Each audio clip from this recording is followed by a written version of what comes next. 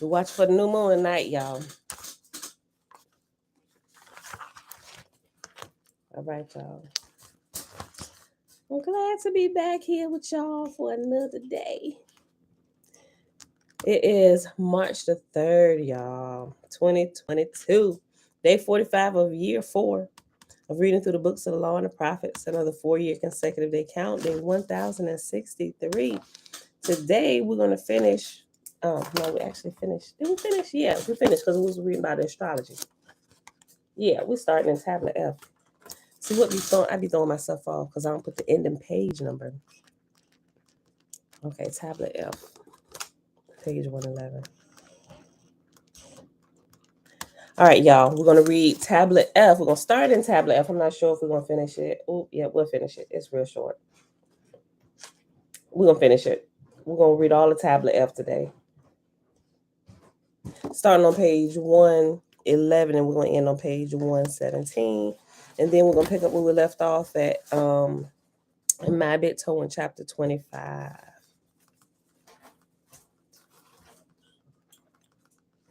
Is my key, suburban key over there? He didn't put it back on my thing. Oh, the keys up there, right? I'm missing a suburban key. You see it? See if he stuck it in that basket with the mail. Yeah. Oh, okay. Yeah. He's trying to slowly work. No, put it back on. He's trying to slowly work it into his pocket forever. I mean, what's that charger? You get that charger when you get out. Well, you gotta pick it up. You can drive it right now. Yeah. All you can do is want to go to the wire, right? Mm-hmm. Go get it and bring it out here and put it down. You know, when you get it, he was like, "Oh yeah, I'm gonna take McKinley out on the day." She always said, "You know how you know he gonna ease it in. He gonna ease it in." That's right. So since McKinley always, you know he gonna work it in. Mom, shalom, Shayla, Betwabu, great rising, Linda. Hey girl, hey, you looking tonight, Dana? Yeah, we looking tonight. I just saw it. Yeah, we start looking tonight. All right, y'all. So Jen, shalom. Oh, great spirit, y'all. I like how you changed your name. Oh, great spirit, yeah. Oh, great spirit, creator of all spirits in this world. May we glorify you in everything we do. Hallelujah. All right, beautiful people. So let that be our opening. And let's get started in tablet F of the complete Annunaki Bible. So tablet F is the book of 50 names of Marduk. All right. This is the book of Marduk. Oh, you a day off, Tiffany? Okay. This is the book of Marduk, the younger Annunaki, who was heralded as a heavenly lord of the earth by the Babylonians, the race of Marduk, ancient Mardukites and followers of Marduk and Nabu in Babylon, even into the black lands of the Niles as Amun-Ra and Osiris. Here is the given conclusion of the book of Nemesis, wherein the Anunnaki gods bestowed upon Marduk the rank of 50, Lord of the Earth Command, according to the 7th and final tablet of the Babylonian version of the Enuma Elish, the Epic of Creation. The 7th tablet is known as the Secret Tablet, forged by the priests to maintain the great secret of our tradition, the secret of the names of God, usurped by Marduk. Divine blessings. The book of Marduk, or the tablet of 50 names, has been used successfully by many mystical practitioners in the past and has even been found as core source material for grimoires in more recent times and recensions of the Necronomicon. The text reveals the ceremonial names and functions assumed by Lord Marduk upon his ascent up the Anunnaki hierarchy for Egypto-Babylonian eras and regions observing a Mardukite tradition. While misunderstood too often as a system of polytheism, Marduk sought to unify Anunnaki divinity in our realm, albeit under the single banner of his own name. To do this, he took on the Book of Names, functions, and powers of the other elder gods to ensure the establishment of his divinity on earth during his aeon, the age of Aries. The second phase was to return all true religious worship to the one God and source which existed outside and apart from our realm of existence. The text begins, quote, and let us proclaim the 50 names, end quote. And now it begins the 50 names. So, The tablet of 50 names. 1. The first name is Marduk Dugga Anu, son of the sun, is son S-O-N, of the sun S-U-N, son of the sun, Lord of lords, master of magicians, most radiant among the gods is he.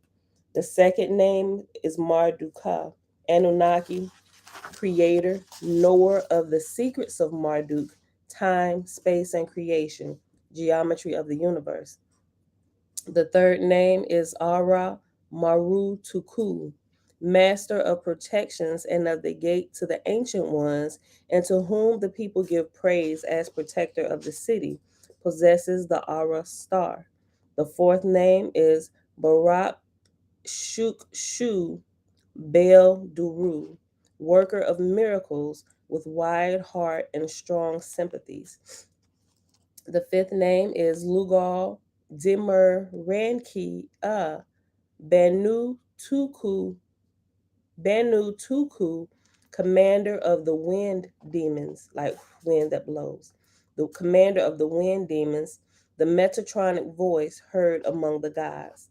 The sixth name is Nari Lugal Dimmer Rankia Ban Rab Bishu, watcher of the stargates of the Ijiji and Annunaki, and who is named the monitor of the gods in their stations, keeper of the gates between worlds. The seventh name is Asaru Ludu Ban Mashkim, welder of the flaming sword, the light of the gods, called for the safety and protection of the gatekeeper. The eighth name is Nam Talaku Ben Utuk Ukut Uku, master of the death gate and of necromancy, and who is able to revive the gods with a single prayer. The ninth name is Namru Baka Kalamu, the shining one who is counselor of the sciences, called to increase the scientific knowledge of the gatekeeper. The 10th name is Asuru Bel Priku, creator of grains and plants who knows no wasteland, called to increase the vegetative and blooming growth. The 11th name is Asaru Alim Bar Maratu, who is revered for wisdom in the house of council and who was looked to for peace when the gods are unsettled, called to aid in communication with the Anunnaki and to dispel deception. The 12th name is Asaru Alim Nuna Bana Tatu, the mighty one who is the light of the father of the gods and who directs the decrees of Anu, Enlil, and Enki Ea, called to aid in the enforcement of law on earth. The 13th name is Nabu Tutu, he who created them anew, and should their wants be pure, then they are satisfied, called to reveal the hidden gnosis within the gatekeeper. The fourth name is Zi Ukina Gebil Anu, the life of the assembly of the gods, who established for a bright place for the gods in the heavens, called to reveal the secrets of astrology and the celestial sphere. Now I have a book of it's considered they call it a magic book, but it's essentially like the same thing. Auntie Shalom, Shalom, Belinda Brown. Essentially, it's almost the same thing, but they give them angelic names. But it seems to me that going through some of these names that have been given to Marduk or that Marduk stole, whatever, you have an angel from the Christian realm, right? It's better if you call them angels if you're coming from that part, right? But a lot of these things, it's giving you names of different angels, right? And they, like I said, they sound more holy, so to speak, if you know stuck in Christianity. And you can actually, if you know how to use the force, it's not necessarily you really just calling on the forces of creation, right? And people like to liken them to angels or people, but it's the same thing. They say stay away from this, but they're doing it in their religion as well. They just change the names, but they're doing the exact same thing, calling on the exact same powers, just giving them different names. The 14th name is Z, Ukina, Gibil, and Nu, the life of the assembly of the gods, who established for a bright place the gods in the heavens, called to reveal the secrets of astrology and the celestial sphere. The 15th name is Z. All right.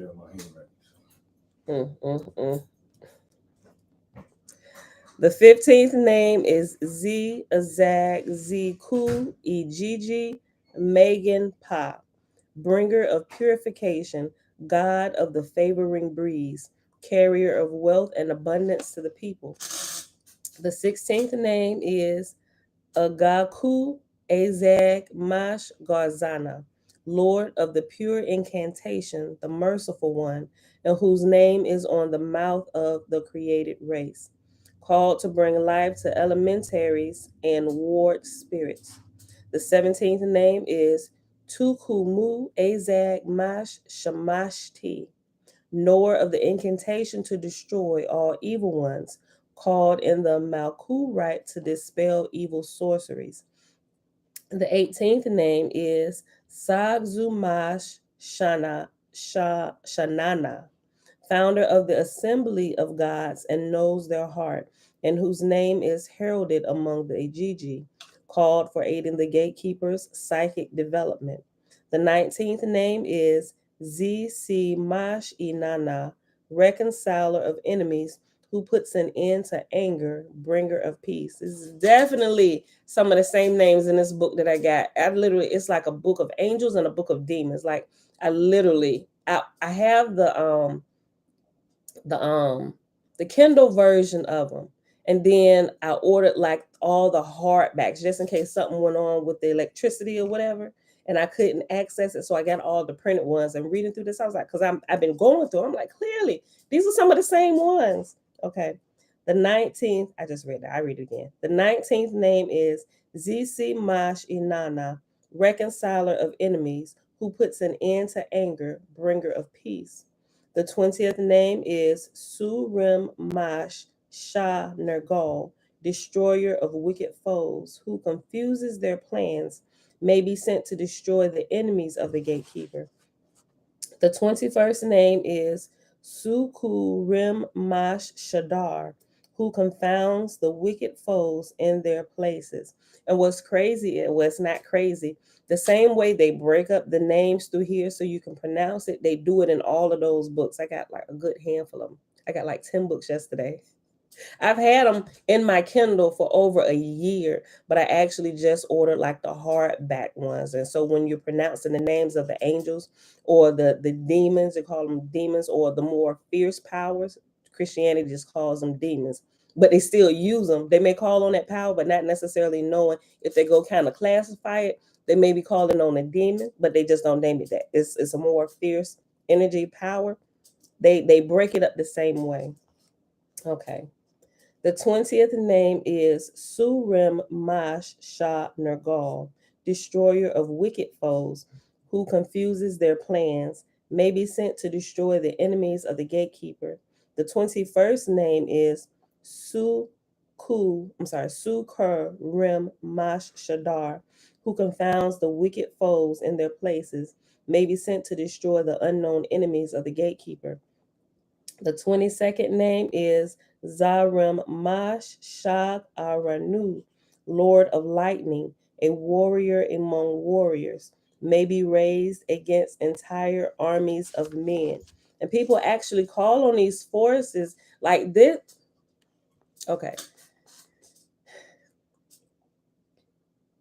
What I found out, like the forces that people call on, it seemed, well, this is not to sound racist or anything, y'all. But for me, paying attention and looking at different things, it would seem that when people of color call on some of these unseen forces, they label it as voodoo. But I see people of other colors and lighter races using the same exact thing, but they say it's okay for them. They just label it, they just, it's mystical for them. They just dabbling in a little bit of magic. They lighten up the terms for certain races of people, and they demonize it for darker races of people who use the same thing to protect themselves. And they're literally both doing the same thing, but they have like this stereotype even in this realm on who uses what. They don't necessarily really want people of color, and not just black people, even like actual Indian people who are from actually India. Those are the real Indians, right? um Even they use these energies and these forces, and when they call on a creator for different things where they need adjustment, they will call on unseen forces. Church just called on the help of the angels, my guardian angels, my protecting angels. They just like to pretty it up depending on where you come from. They're using some of the same stuff, and I recognize it now. The 22nd name is Zarim Mash Shag Aranu, Lord of Lightning, a warrior among warriors, may be raised against entire armies of men. And that's how I kind of got on what I just said, because um, especially during a lot of the when a lot of colonization was going on, when they was trying to colonize parts of Africa, there were some certain places that they absolutely could not colonize, because the people and the unseen energies that they used and that were behind them were so fierce that they could not erect any kind of stronghold over those people. They absolutely could not, and they just stay away from them. Right? You still have some today where Americans and the American government will tell you do not go over there. They just label them wild wildebeest. They're untamed and stuff like this one. Remember this story about this one American missionary tried to go over to this one little island. He wanted to bring the gospel of Jesus Christ to them. Homeboy got killed, and they want to try and sue the people over there. Like y'all don't know when to quit. Y'all not gonna be able to. Y'all not gonna be able to take over everybody, right? And there's some people, and they portray those people like, oh, they're just completely uncivilized. They run around naked, spears, and all this, and they even got pictures. I'm like, okay, so they may not be fully clothed like we clothe ourselves here in America, but it seems like America getting more naked by the day. Like who's really the savage beast for real, right? Because they won't let you come over here and take over their land and colonize them, because that's essentially what you want to do. You want to extract their resources, and they ain't having none of it, right? Um, but it's not just them; it's the unseen forces that they know are there to protect them, and they know how to use the energies, and they use it to protect themselves. Just like, oh yeah, I gotta hold on. Hold on, y'all. I forgot I changed all this last night. Okay. This.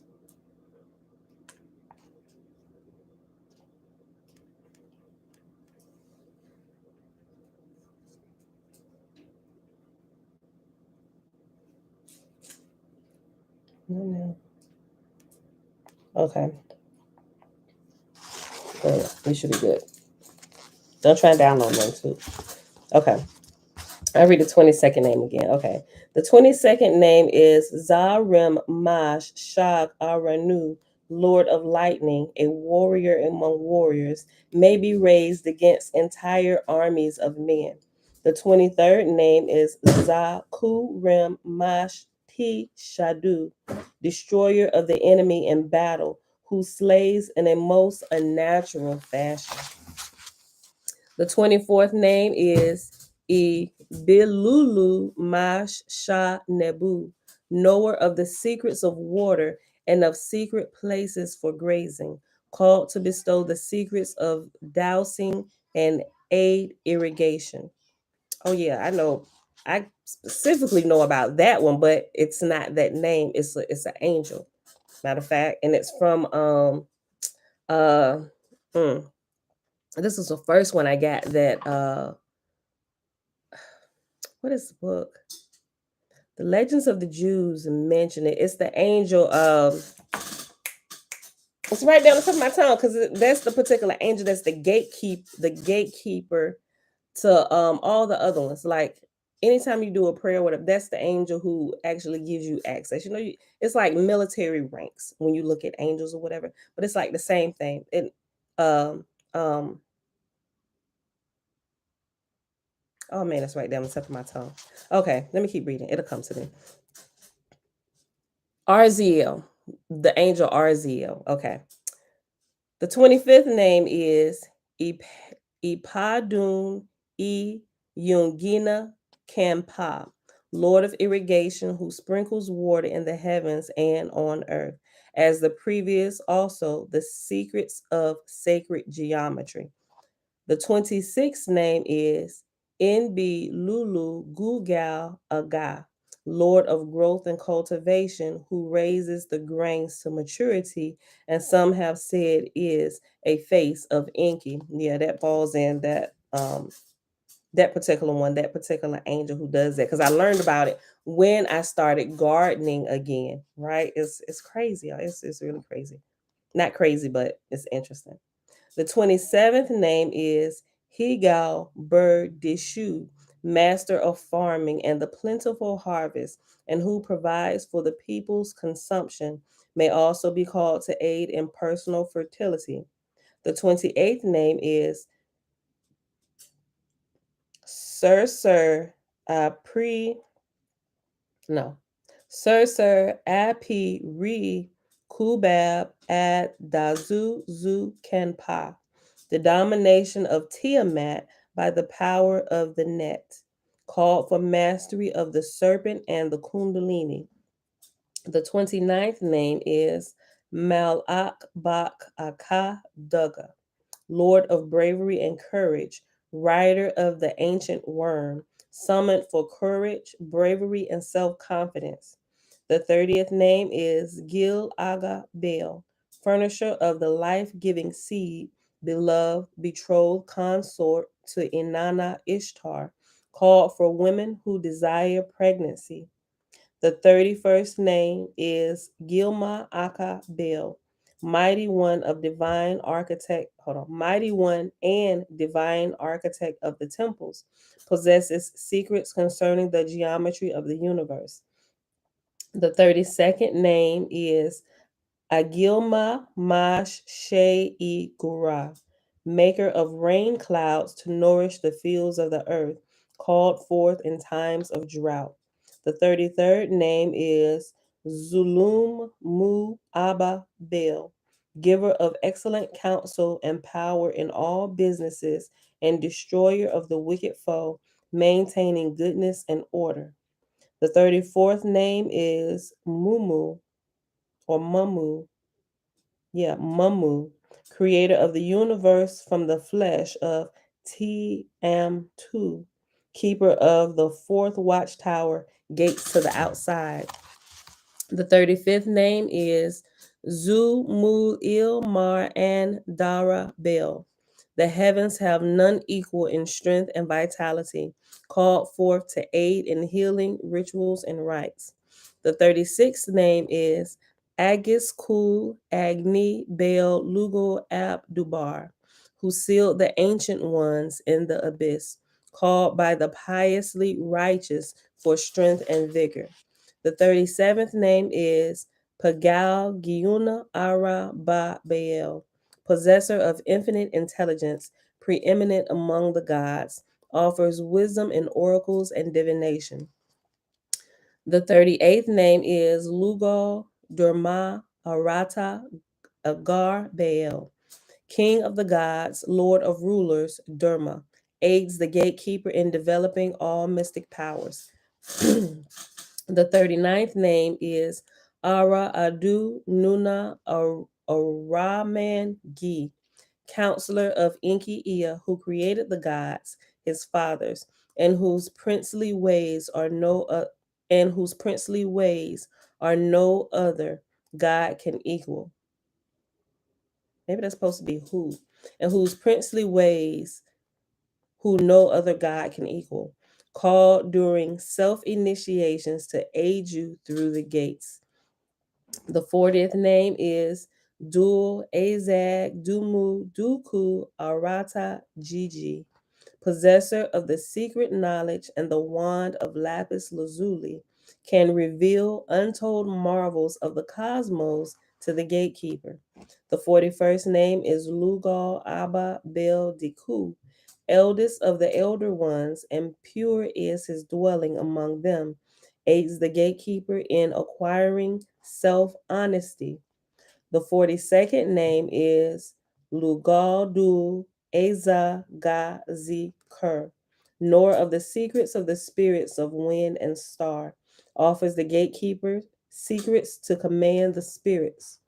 The 43rd name is Kingu Bar E Rimu, holding the capture of Kingu, supreme is his might, keeper of the blood, birthrights. The 44th name is Kien Ma En Gia Gia. No, Gai. Gay. Gaigai. Kien Ma En Gay Gay. I'll just say that. Supreme Judge of the Annunaki, at whose name the gods quake, to be called when no other spirit will arrive. The 45th name is Ezeker Nini Gigai, knows the lifespan of all things, and who fixed the created race life at 120 years. The 46th name is Gibel Gira Baal Agni Tara, Lord of the sacred fire and the forge, creator of the sword, also possesses the secrets of the fiery passions.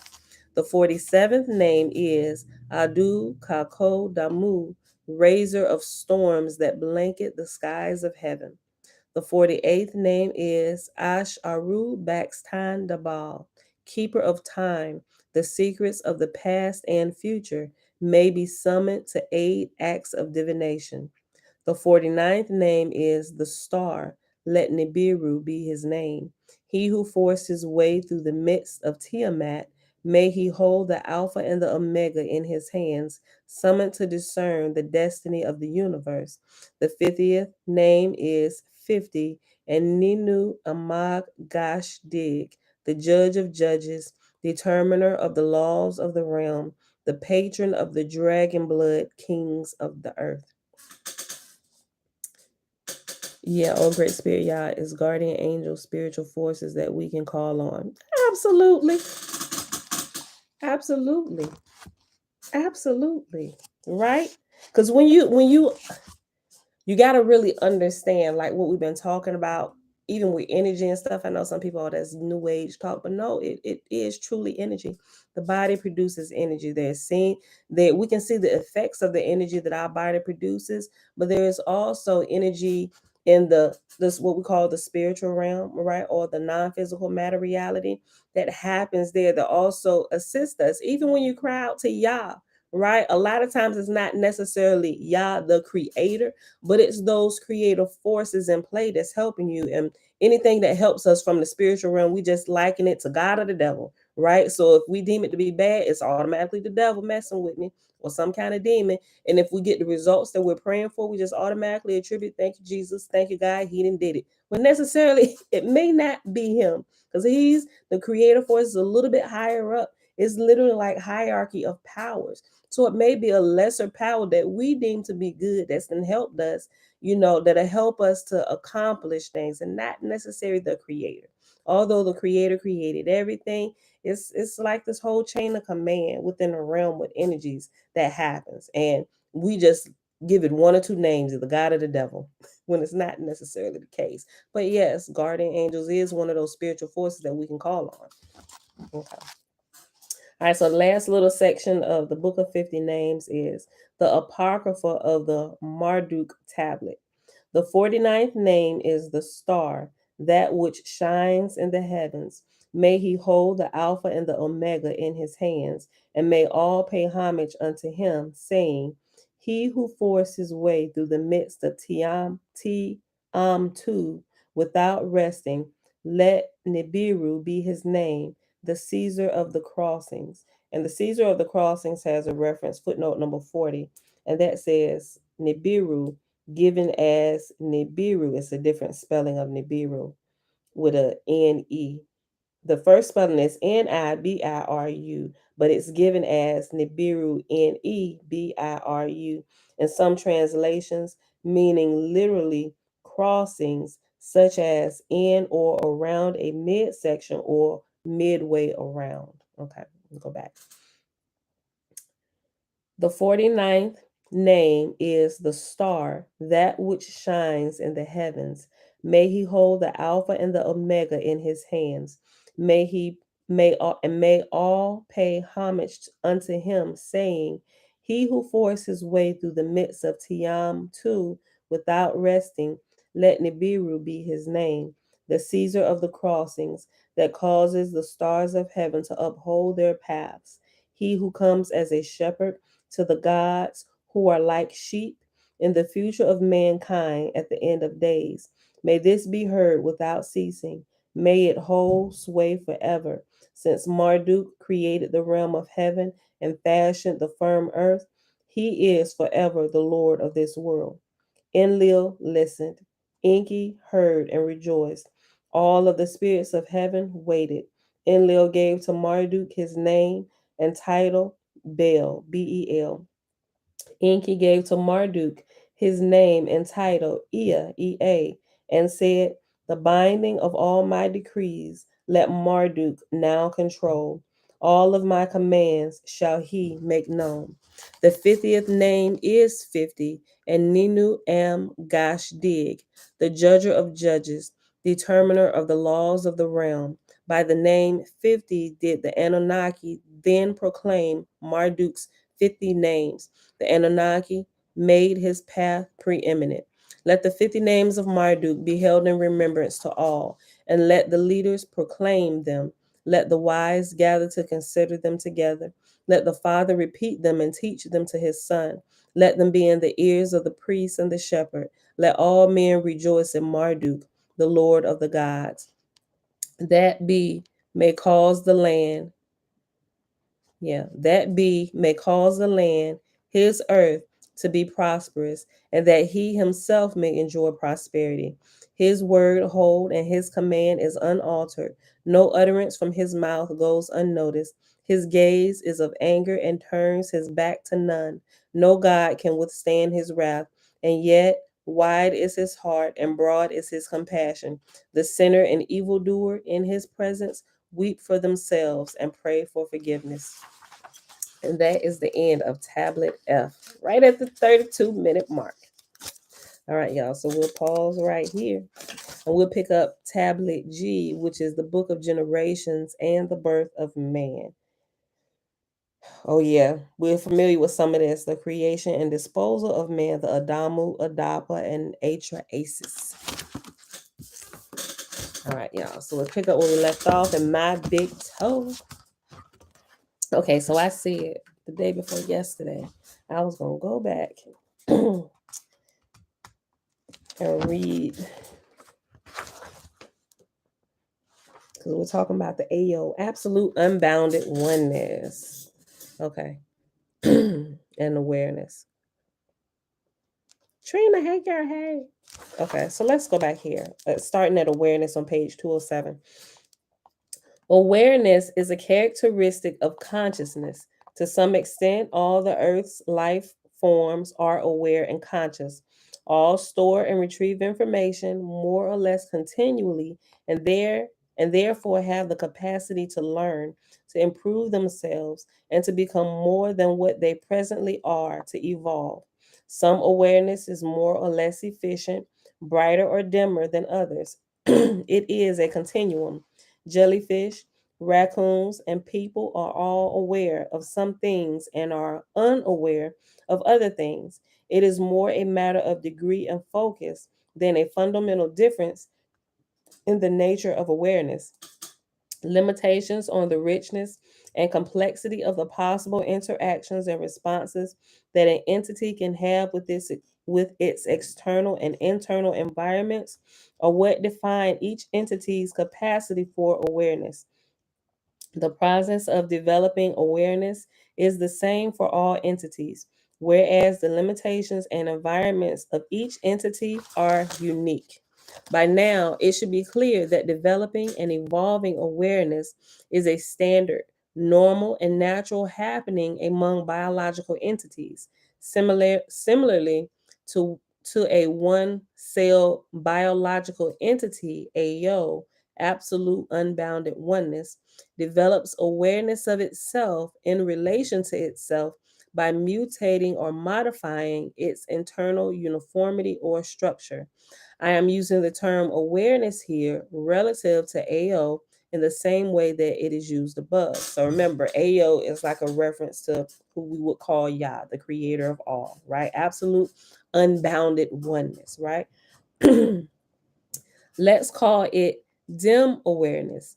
Dim awareness is fundamentally the same as any awareness, only very limited in its scope and complexity.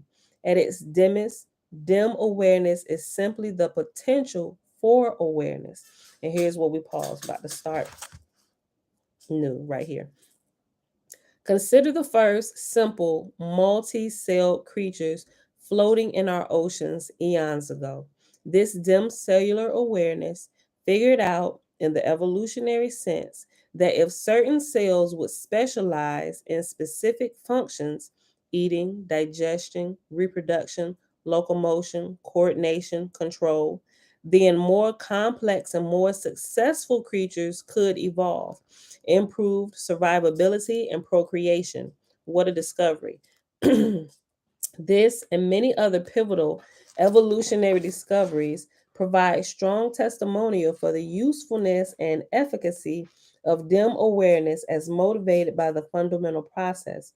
One thing leads to another, and long before time runs out, our sun expands to incinerate the earth. Evolution progresses. Earth biology from simple groups of dimly aware cells to a diversity of relatively clever fish and reptiles, complex biology that is more aware of and interactive with its environment. Eventually, this brain train moves on to a quirky species of naked apes capable of genetically engineering themselves. You about to get dropped off at the job site when I'm done. We got to go to the warehouse anyway because we got 2 shipments coming in that I need to be there for. Why do I need to get dropped off at the job site? Because you weren't ready when your daddy was about to leave out this door, but you're still going to work today. You ain't about to take my truck and go to the gym. Eventually, this brain train moves on to a quirky species. What? You what? I forget I have apps, right? Forget you have what? Apps, right? And I have weights upstairs. What does that mean? I'll just go to the gym. Just come. I don't care about none of that, what you just said. You going to work today. By the time I get there, they're going to have it all. Yeah. Next time, you're going to be walking out the house with your boots and whatever you ain't got on your body in your hand, and you're going to finish getting dressed in the vehicle. When your daddy rolling out of here, you better be ready to go. Yeah, okay. He ain't get on you, probably because I was alive, and the whole world would have heard it. Oh, sorry. I was like, what? Eventually, this brain train moves on to a quirky species of naked apes capable of genetically engineering themselves. Awareness grows and evolves similarly to how physical bodies have grown and evolved. That is an important concept to understand. How does this absolute unbounded oneness, indescribable something, acquire dim awareness? The same way one-celled things did, and simple multi-celled things did, and so on and so up the ladder of evolution, by interacting with whatever constitutes the external and internal environments. AO is real and therefore not actually infinite, and thus may have an external environment as well as an internal environment. Nevertheless, because this external environment and its description are beyond our comprehension, we will not use it to develop our toe.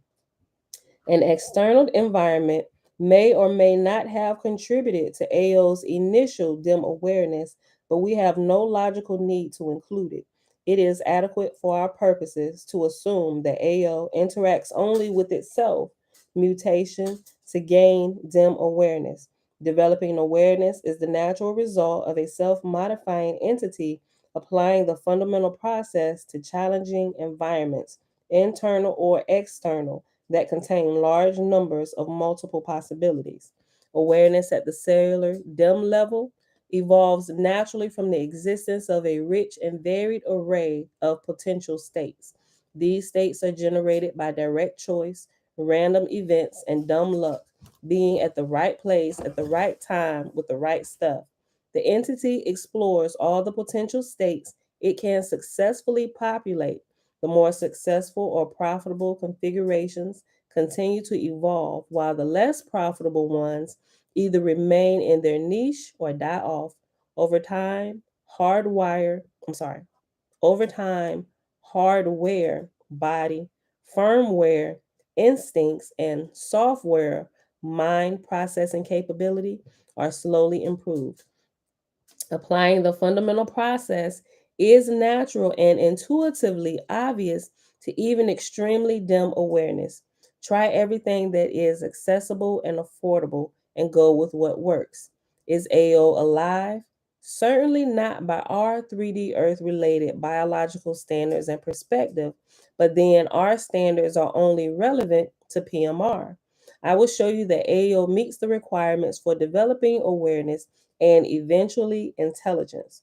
All that is required for AO to evolve some type of limited awareness is that it exists interactively within the context of a challenging environment, external or self generated, that contains a large number of multiple possibilities, and that there is available to it a rich and varied array of potential choices or states of being with variable probability it can explore. Remember, we are conceptualizing and postulating something that by definition lies beyond our 3D comprehension.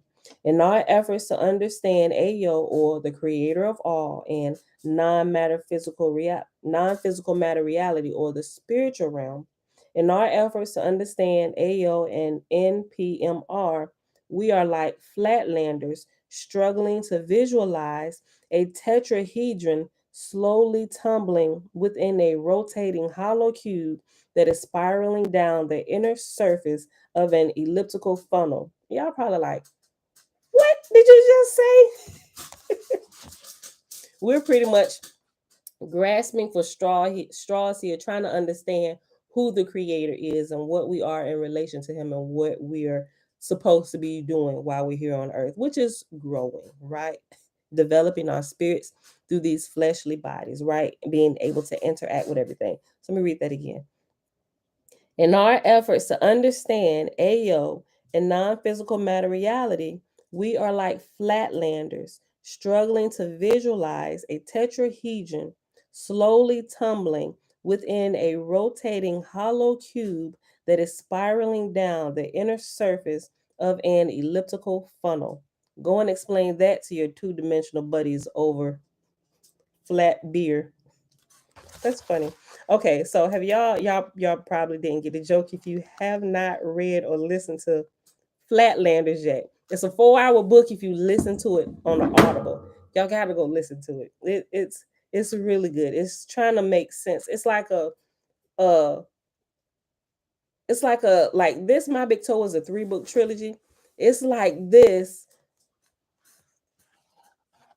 condensed down into like a 4-hour small book, like with just like the casual way we speak, right? And it's using shapes as characters to try to understand the world around you. You gotta get it. You gotta get it and listen to it. At least listen to it. In our effort, I'm gonna read this again.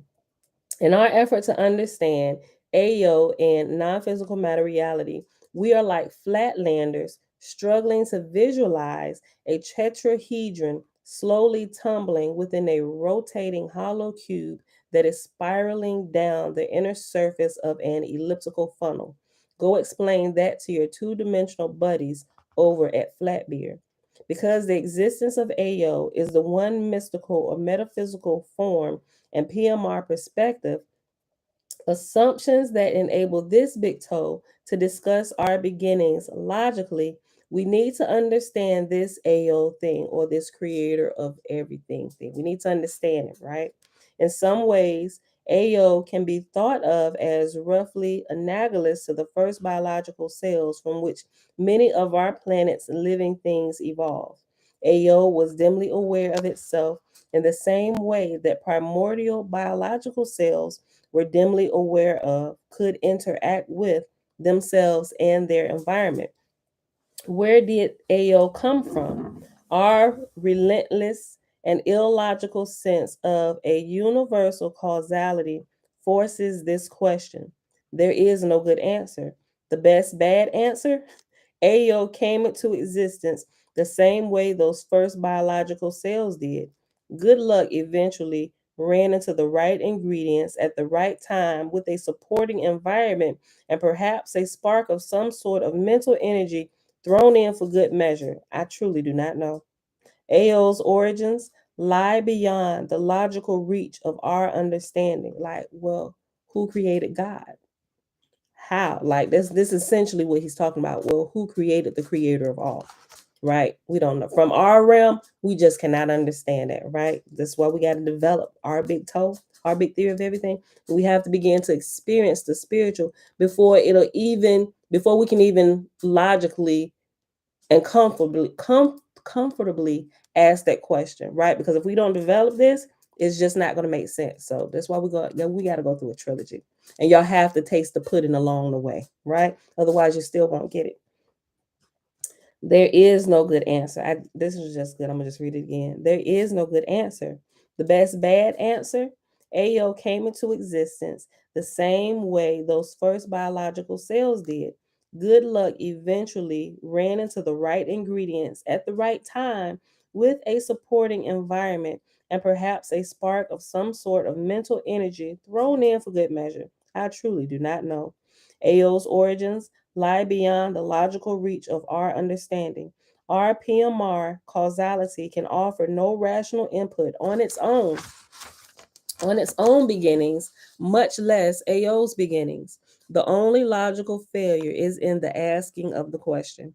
Where did the ingredients, the environment, the spark come from? Leave me alone. Go ask your mother. That's gonna be our title today.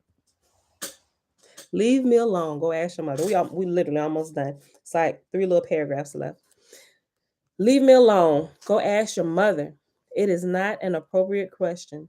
Demanding answers to questions such as these is analogous to demanding that a line lander, a one dimensional being, describe a sphere to his two pointy head friends. He cannot do it. Okay, so this is flatland talk. So if you didn't read or listen to the book, you probably won't get the little inside talking, inside jokes about it. I'm just hearing KKK numbers all day. Boy, shut up. Okay, look, leave me alone. Go ask your mother. It is not an appropriate question. Demanding answers to questions such as these is analogous to demanding that a line lander, which is a one dimensional being, describe a sphere to his two headed friends. He cannot do it. He does not have the capacity to comprehend spheres because of the fundamental limitations of his existence and his reality. The question is simply not relevant to his reality or to his existence, right? Sometimes, like, as we're waking up and we try to pull some of our friends out of Christianity or whatever religion or belief trap they may be stuck into, they simply cannot comprehend it. At this time, it's not a part of their reality or what they assume or what they know reality to be, right? They're just not going to get it, right? So don't get frustrated with them because they're not getting it, right? Don't call them names. Don't say they savages and they gonna burn in hell. They not. They're absolutely not. Like we got to come up a few levels, people. We got to stop doing this to people because they're not. They just haven't developed as far as we have. But give them time. Some will, some won't, but some will, right? But leave them alone. Let them develop how they're gonna develop. And we just keep on being salt along the ways, dropping little nuggets, dropping little breadcrumbs. But when they come down this path, they'll see something that we left, right? Hopefully, my videos will be breadcrumbs to those stumbling upon this path. It is not an appropriate question. Demanding answers to questions such as these is analogous to demanding that a linelander, a one-dimensional being, describe a sphere to his two pointy-headed friends. He cannot do it. He does not have the capacity to comprehend spheres because of the fundamental limitations of his existence and his reality. The question is simply not relevant to his reality or to his existence. Likewise, intestinal bacteria cannot understand the stock market or the properties and value of sunshine. These are beyond rational consideration for intestinal bacteria. We humans are in the same position relative to the origins of AO. There are some things which may affect us indirectly that we do not have the practical or theoretical ability to perceive or understand. Denial of that fact, or at least that possibility, may change our perception of reality and support our needs, but it cannot change the nature of our reality. You should continually work on developing scientific data about what you can understand while avoiding making assumptions and creating beliefs about what you cannot understand. Appreciating your limitations is the first step towards both knowledge and wisdom. I'll say that again.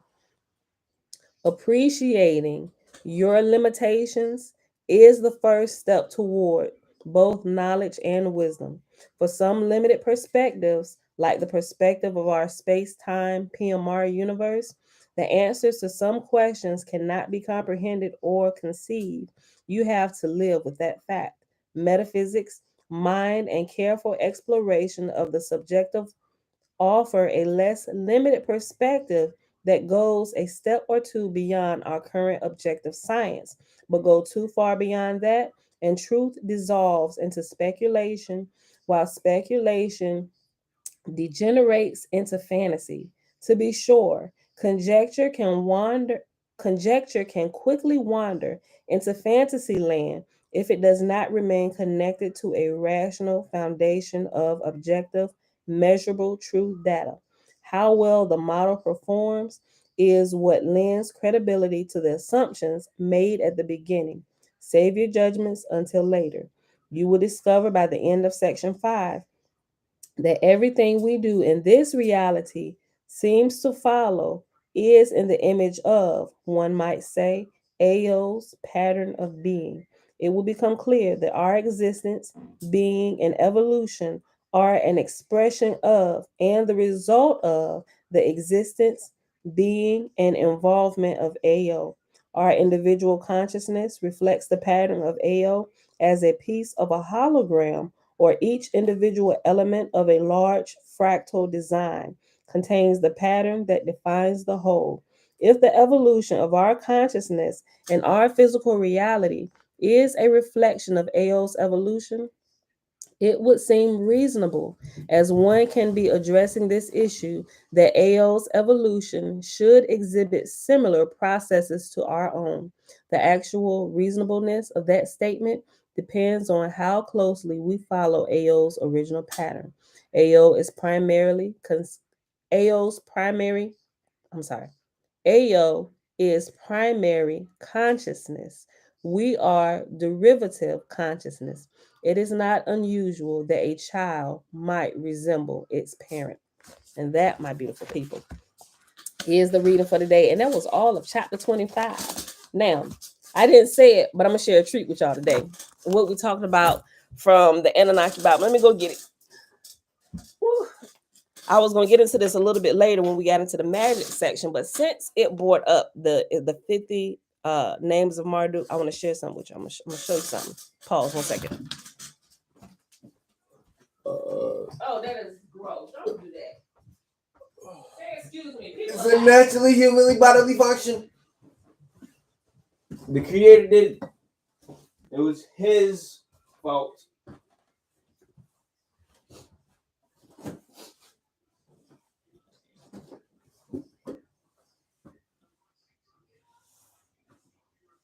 Oh, y'all children out of luck. I'm taking this brownie. Y'all out of luck.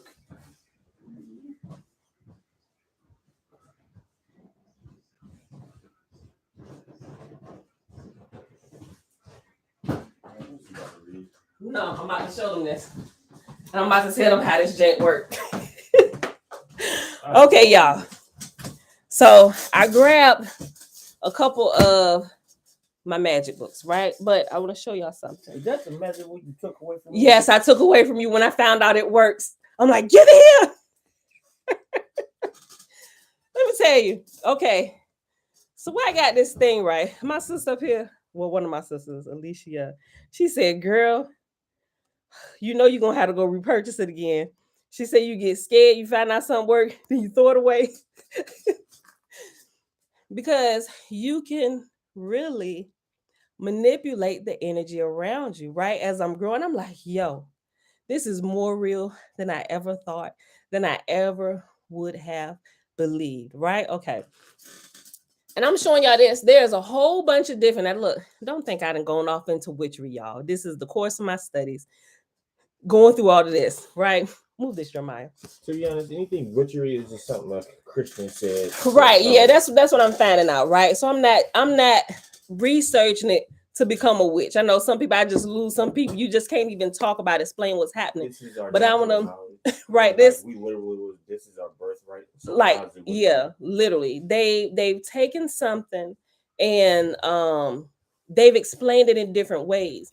But when I actually, and I'm only showing it to y'all because I'm gonna show you how even in these they take the Bible and use it all through. That's why I was like, I recommend this particular these particular authors who are a part of the gallery. They call it the Gallery of Magic. If you go to Amazon, you can type in the Gallery of Magic or type in Damon Brand, right? And you will start seeing some of these magic books like Archangels of Magic. But through these, the first one I got, okay, so this is one with the Enoch Success Magic, right? But we'll get into that. This one right here. This one. I got my first two that I got while I was researching this. I got this one and the Enoch one because I'm big on the book of Enoch, right? So it was this one and the Success Magic, the Hidden Power of the Enochian Rituals, right? So these was the first two that I got while I was researching, right? I just kept feeling like a pull. I was like, okay, I don't know if this pull is Yah or Satan trying to pull me into a deep dark place, right? But it's just like I said, yeah, no, I'm gonna leave that alone. But it kept coming up while I was doing my research and looking into things. And plus, since I went plant-based, and as I went plant-based and start developing more and getting into gardening and everything, looking for resources, that's when the hoodoo started popping up, right? I'm like, oh, they ain't nothing but herbalists, right? And then voodoo started popping up, and it's just a different manipulation of the energies and stuff. So I'm like, okay, I didn't completely cast it away, but I started doing a little more research, just kind of looking into it, So when I would be out there and I'd be frustrated, like my first couple years, and I'm like, why is it not growing? I'm like, Father, help me, so it's like you need to learn about this, right? Learn about the herbs and all this stuff. So that's how I started coming across Dr. Sabi and Yaki and on just kind of learning about these things.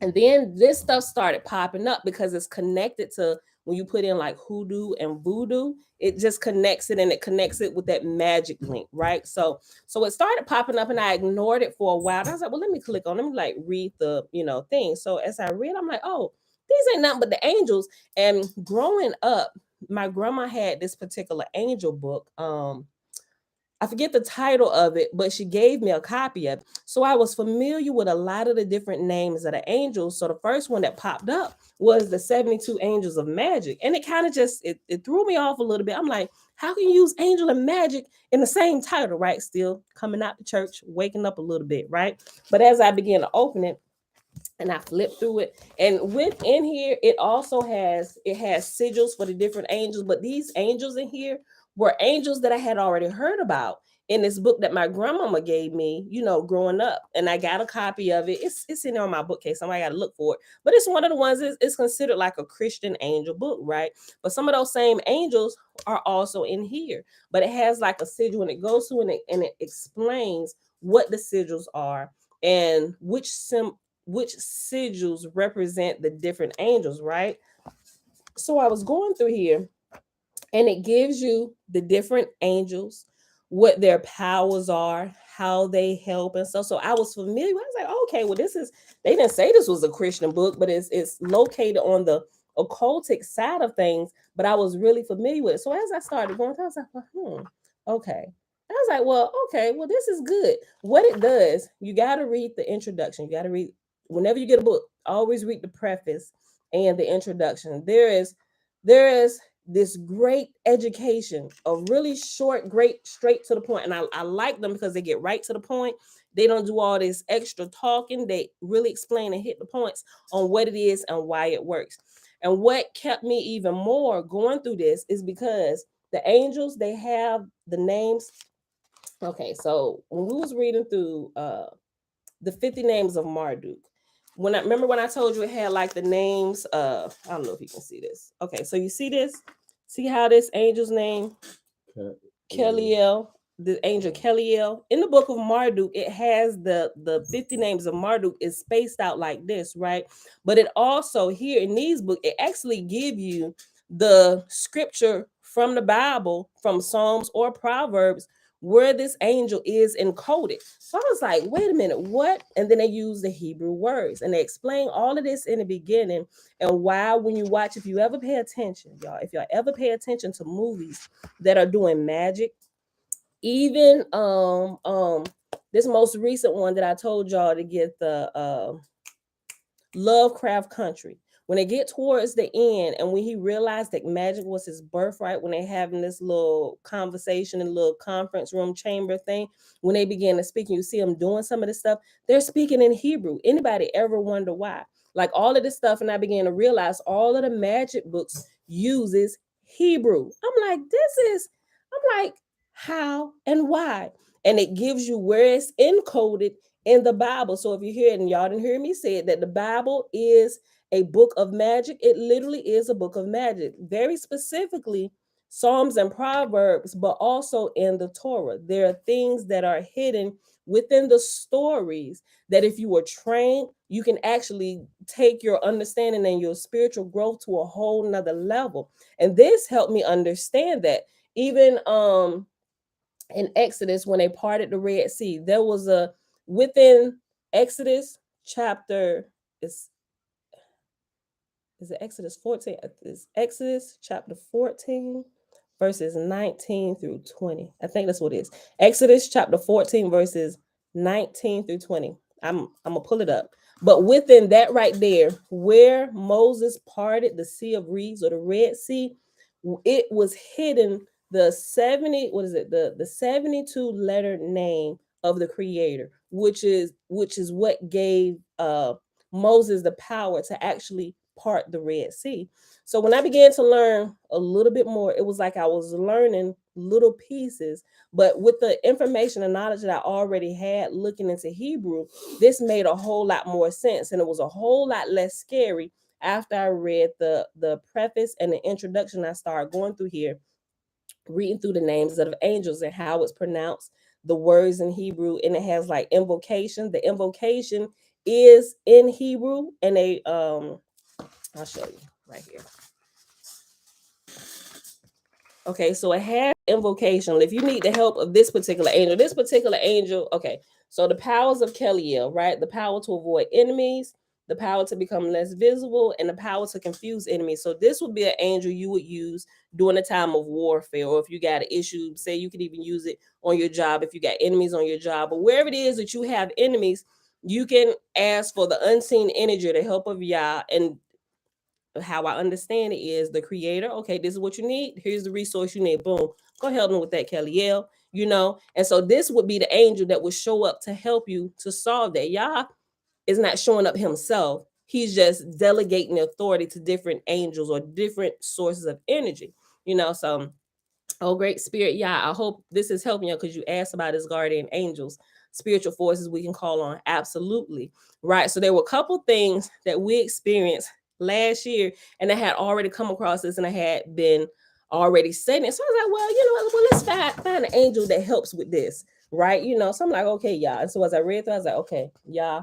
And I went through my whole thing. I was like, Father, I'm not trying to worship angels. I'm really just trying to, separate truth from error. Now I know we use angels. Think about in church of house, and it worked, need help, protection.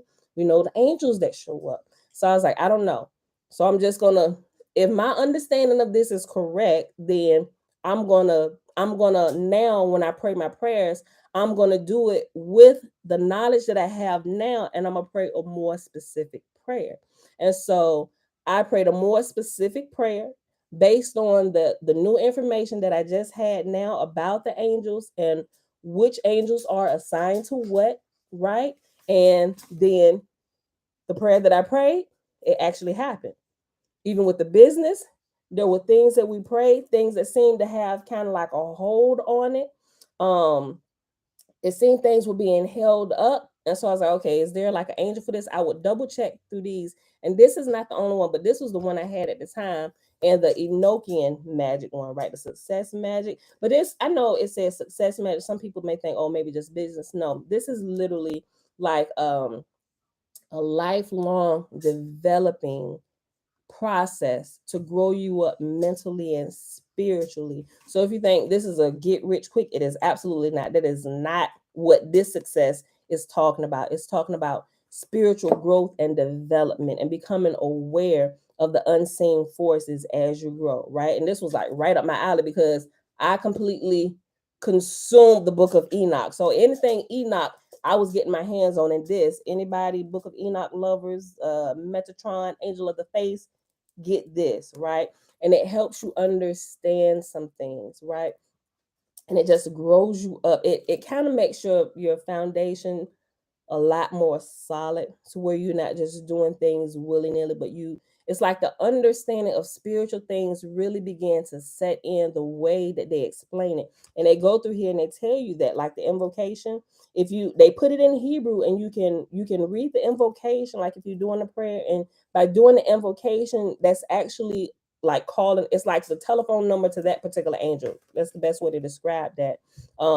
And so if you need help with that particular thing, you would just say that invocation. But if you didn't want to say it in Hebrew, if you were still kind of scared, they also give you the scripture reference where that particular angel's invocation was taken from. And for this particular angel, the powers of Keliel, that is found in Psalms 103, verse 21. You don't have to say that, and I've tried it both ways. You don't even have to say it in Hebrew. You can literally just read that psalm where it's found, and whatever it is, it'll begin to happen, which helped me understand. Remember how I was giving some of the stories about the shenanigans when we would pray out the house at home and we would walk.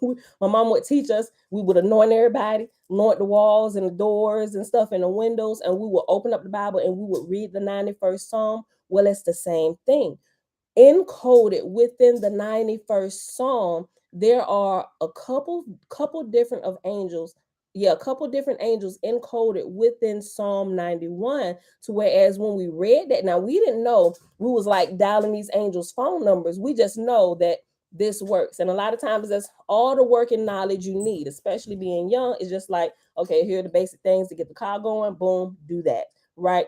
You don't necessarily have to know how the car was put together, who designed the engine, who developed it, how the engine runs, what types of what. You don't necessarily need to know that. As long as you get a good working knowledge of how to use it safely, and how not to endanger others and put your own life at risk while using it, you can use it. It's the same way with the magic or with the angels or even with the demons, right? It's just it's a tougher energy force, right?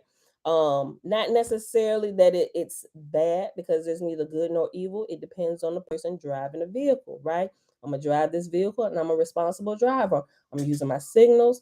I'm looking ahead, making sure ain't no balls about to roll out in front of the car, or it could be a child. I'm not running red lights, putting other people at danger. I'm not driving drunk. I'm not driving high autos. I'm a responsible driver, not just looking out for myself, but all those around.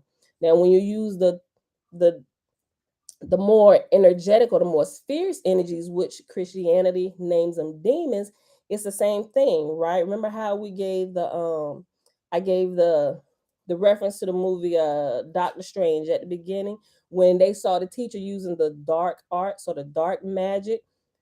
She wasn't using the dark magic to take advantage of people. She had some students that went rogue that were stealing parts of the dark magic, or I'll show you one. You got angels of wrath, right? They call them angels of wrath, and they have their sigils as well. You can call them angels like the Christians, but when they see the sigils, they be like, "Oh no!" But it's everything. All of these, everything is in Hebrew, y'all. If we read the implication through a psalm, why didn't things happen? We'll get into that in a minute. Like if you're just reading psalm or whatever, it's like it. That's a good question, but it's like if you just read it and you're like not a, it's almost like you have to kind of be aware. You have to have some type of knowing or energy behind it in order to get it to work. Like when you just reading something and reading, just that's how people can read the Bible and nothing happens for them, right? Oh, it's just a good book or whatever. But if somebody's at least taught you, if you're scared or whatever, read the 91st Psalm. So you read the 91st Psalm in faith, believing something is going to happen, and it actually does, because now you're awakened to the power that lies. And that's why these type of books can lay around and nothing happens until somebody who has the knowledge, or at least a little bit of knowledge of what it possibly is. They have to actually, it's like they have the keys, right? People that don't have the keys, you can just kind of get in it, get out, whatever. It's like somebody else is driving you around and you're not aware of it at all, right? So it's not a danger to you in that regard, so to speak, unless you're surrounded by people who actually know what that's for. And hopefully people who are around you that knows what it's for, hopefully they are responsible drivers. Excuse me. Hopefully they're responsible drivers. Audrey, Shalom, Marcus, big fella, see me, right? Okay, so hold on. Now, I'm not sharing this with y'all for y'all to just go get. I'm just saying, if you're curious and if you're ready, if you've been looking for something to help you understand it a little bit more, and you will see all the people, like I said, don't skip over the preface, don't skip over the introduction. I think I've read just about everything. I do. I have the entire library. It's 21 books in the Gallery of Magic. I have them all. I don't have them all in printed version. It's probably about 10 more that I don't have in printed version, but I'm gonna actually get the printed versions of those as well. But I think they're good. And it explains a lot, and you will actually, it gives you like a quick Hebrew lesson and how to pronounce different Hebrew words and everything. So it's a good education. It makes you more aware of the unseen forces, and even if you never want to get any of the like the angels of wrath, where it's wielding the darker magic or the darker powers or whatever, right? Because sometimes if you're in danger, like if you're really in danger, and a lot of times we don't realize, we just think it's like a guardian angel, and it's not necessarily a guardian angel. If you find out exactly what angel showed up. So if it's like war type thing, it's not going to be just like a regular guardian angel. It's going to be one of the angels, either one of the angels of wrath, or it's going to be, so you got magical protection as well. If you know somebody working roots on you or dark magic against you, can just call on the angels of protection, and you can kind of banish all of that stuff around you. But sometimes it could be, in wartime, it may not necessarily be what we would call a guardian angel, right? It could be, yeah, it could be a demon of magic, right? And it's they, and he'll, you got to read the intro, y'all. The only reason why he uses these words is because this is what we're familiar with. And especially since it's a lot of Christian people waking up and they're really searching for this stuff, that'll catch their attention. But at first, I'll be like, oh no, stay away from that.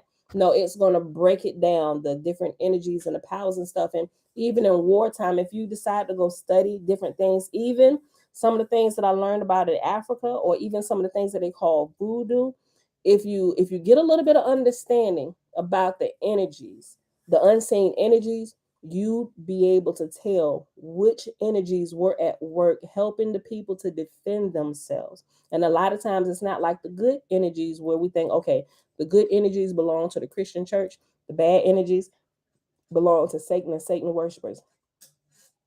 That is not how this works. It is not how it works.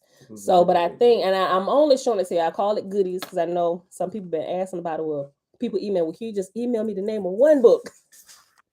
So this is a safe. I mean, I got different ones, but I think this is probably the safest one, and I say the safest one because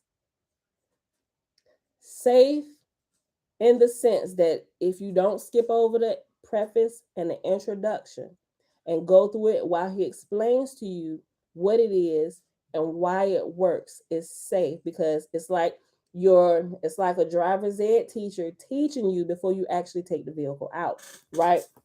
But it absolutely does work. And when we tried a couple ones, just with some things that we had going on and some things that we felt stuck at, we couldn't really understand why. We was like, well, maybe it's something unseen that's going up against us, right? So let's just do this. We'll call it a road clearer, or we're clearing the road all the way around. Any pent up energies, whatever, we're going to clear the road, right? They call it a road clearing prayer. Some people call them road clearing spells, whatever you want to have call it, right? But he break down all of those things. But what began to happen, it seemed like things would begin to break and literally clear up. And it's like the whatever needed to flow would flow and things would happen. We've used it a couple times with the business, right? Things just it'll pick up, right? So it's like you have to kind of understand what's going on with your environment, with you. And a lot of times when you're having issues, it may not necessarily be the physical, but there could be some spiritual or some unseen things actually happening around you in the background that you may not necessarily be aware of. But I think this gives you a good education to kind of help understand the forces that's happening around you. And it I like him because if you want to use the Torah strictly for that, the Bible, he shows you exactly where all of it is in there. And for a period of time before I actually read it in the Hebrew, I was like, you know what, I'm gonna read it like I know it, and I'm just gonna say it in English in this from the Psalm just like this before. I'm not even gonna say it because I don't know if he's telling me the truth. I ain't studied that part yet to actually decipher if that's what he says it's saying. But now that I have and I know, okay, yeah, I know that, yeah. That's absolutely he ain't trying to pull the wool over our eyes there, right? So I would just say the prayer in English like I had been saying it when I was reading my Bible, and it would still happen. It gave, I know it kind of gave superpower to your prayers, right? Because now you're operating not just in spirit and hope and belief, but now you're operating in understanding and in truth, and you know what's going on. So just like mechanics, if you're going to fix a car, you got the regular tinkers, right? Those who tinker around with the engine. I can do this, I'm gonna do this. And you got people that Jimmy rig stuff. But then you got the master mechanics that come in like, bro, what are you doing? You're gonna tear your car. Don't do that. No, yeah, I know that's you can do a bandit, but you're gonna eventually you're gonna tear your engine up, right?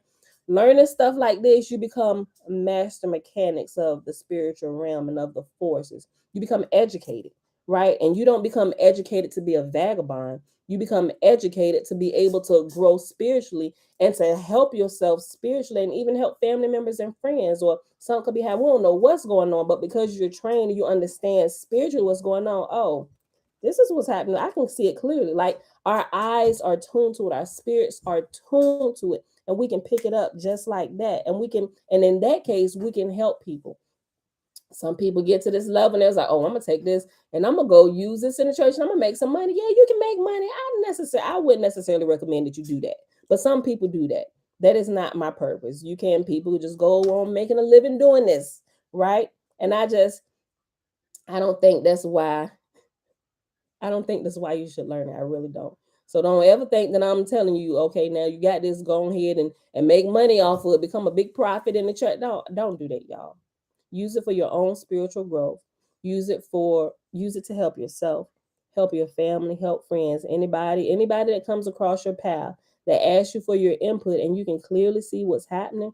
whether in the seen realm or you can pick up what's happening in the unseen realm, use it to be a blessing to help them along the path, right? So That in short, use it that way. Don't use it in any other way. I mean, you can. I ain't telling you what you can use it for, whatever the heck you want to use it for. But I'm just saying, be a be a good steward of the resources that we're learning about. That's all I want to say about that. So that was my little treat for y'all today.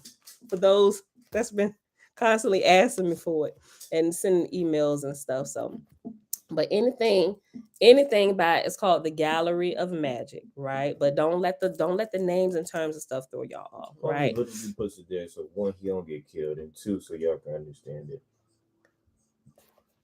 What? I said basically he calls it that so one, he don't get killed, and two, everybody can understand it. Yeah. Jeremiah said he basically calls it that for one. He pretty much says a protection to himself, so he don't get killed. And so y'all can understand, yeah, he really breaks it down to the elementary levels. But there are some things he will tell you, people get into it and they use it and they get themselves in trouble. Y'all, I'm telling you, if you get in there, I'm telling you, it works. And that's why when I gave it, because I gave it as a gift, I was like, oh, this good stuff, good information to know. And I bought a copy, I bought a set, the Enochian magic and the 72 angels of magic. They even have the 72 names of God. I have that as well, but I didn't bring that down. But it goes through, and there are different syllables in the name of God or Yah or the creator that you can say for protection or whatever. There's some I had one for the longest on the backboard just to kind of get y'all familiar with it, just kind of put your eyes on it.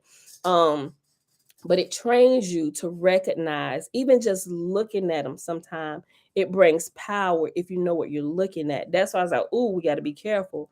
That's because me and my sister, when we was going through it, I was like, you know what? Some of the stuff I don't even have to see out of my mouth. That's when I realized how powerful it was. And it was only powerful because we were learning about it. And I realized there were some things I didn't even have to say out of my mouth. I could just read it and it would happen. Something would change in the atmosphere. I'm like, holy crap, I didn't even say that out of my mouth. So that's when I was like, yo, where's the book? Where's the book? And Jeremiah looking like, what? I say, no, give me the book. And until I know that you are ready and you serious about growing your spirit up, you come back and get this from me. I went and took it and I called my oldest son. I was like, listen, what you do with your magic book that I gave? I called it magic book. He said, well, listen. I said, yeah, don't. And when you think you're ready to use it, call me so we can have a talk. I know I gave it to you. I really want to come and take it from you. I said, but don't be all willy-nilly, get mad or something. I was like, because it really works. I said, so don't. He said, okay, mom, calm down, calm. Yeah, so you use caution, and you don't really necessarily I say use caution to people who have anger problems, right? You haven't really necessarily gotten your anger under control, and everybody feels your wrath, because there are some powers that, and it would, if you just put if you put your own energy behind it, it will do what you send it out to do. And I don't think that's necessarily good for people who really don't have their anger under control. Not that anger is a bad thing, but if you don't know how to properly work through your anger and vent your anger at the right party or whatever, you're going to destroy a lot of people and things in the process. And that's not what I want to happen. So, that's I'm giving these disclaimers before. Some of you, I know you're gonna order. Some people probably already got it in your cart. Some people probably already got it on the way now before the video is over. So that's what I'm just saying. Just read the preface, read the introduction, go all the way through it, pay attention to it. You can open up the scriptures and go back and find it. He's going to give you the scripture references for every single angel in there, where it's found and why it's broken up the way it is, and what it is you're actually saying when you say these incantations or the translations from the English into the Hebrew or whatever. Like I said, I only give it because I think it's a really good education in spiritual things, and it's really just on the lowest levels. But if you experience any supernatural anything in a church, it'll help you, and I think you're ready for it. And I think he's a really good teacher in that respect, in that regard, and he gives you both sides, right? He even goes into some of the sexual magic, but those is two other books I don't necessarily recommend those unless you're married. But those are there. He's not a biased teacher, and he doesn't teach it to you based on, oh, well, only married couples can do this. He put it out there because people gonna be trying it anyway. He said, but you should at least be aware of what's happening when you do this, right? And by reading that, it helped me understand soul ties, right? You in church you call it soul ties and things like that. But actually reading through his book, the sexual magic ones, it helped me really understand what was happening and why it can happen when people do this. I'm like, yo, people is just out here don't know what they doing, and they're creating a lot of stuff ignorantly, you know. But some people they ignorant and things are happening, but they never pick up why it's happening. And some things are just like dormant, depending on what it is you're in. Like Dana said, if we read through it, why didn't things happen? Some things will, some things won't, right? But to me, it seems like most of the more powerful stuff, so to speak, you have to already be aware, right? That's why a lot of things don't happen, because you gotta have like the right ingredients and the awareness. Like what we've been talking about, awareness is one. You have to have the awareness to even recognize some things may happen. You may just attribute it to something else and just go on about your day and never even pay attention. But things will happen, but you didn't recognize it, that it was happening, so therefore you couldn't capitalize on it, or you couldn't put it to rest. So but that was my little treat for the day, y'all. So we're going to go ahead and get out of here. I hope y'all enjoyed the reading for today and the little goodies that I shared. You don't have to. If it's not for you, just go ahead. Let it roll off your back like water rolls off a duck's back. Forget I even said it. But for those who are growing spiritually, I think it helps a lot, especially while learning about energy. And in the unseen realm of what we're doing, it goes perfectly. But I had already learned about this. Now I'm seeing how it all relates and goes together. Now that we're doing this and I'm having like the outer body experiences, I'm like, oh, so that's what that is, So, all right, y'all. So I hope you enjoyed it. Today is Thursday, March the 3rd, 2022, day 45 of year 4 of reading through the books of the law and the prophets, and of the 4-year consecutive day count, day 1063. We read all of Tablet F, pages 111 to 117 in the complete Annunaki Bible. And we read all of chapter 25 in my big toe. All right, beautiful people, I love y'all, and may Yahuwah continue to give us wisdom and teach us how to grow, not just in spirit, but also in truth, and how to grow up and be responsible drivers of our physical bodies while our spirits develop and grow. Right? All right, beautiful people. I love y'all. I see y'all back here tomorrow morning, bright and early, 7:15 a.m. Eastern Standard Time. And I'll share the links to this, at least the Gallery of Magic, so you can go through and browse it and read through some of the Amazon things, right? The intros and all that. And I think some of them, they'll let you do like a preview of some of the books or whatever. So, they're all, I have all of them. They're all good. They really are. It's a really, really good education, right? All right, y'all. With that being said, I love y'all. See y'all back here tomorrow. Bruce. Bye, y'all.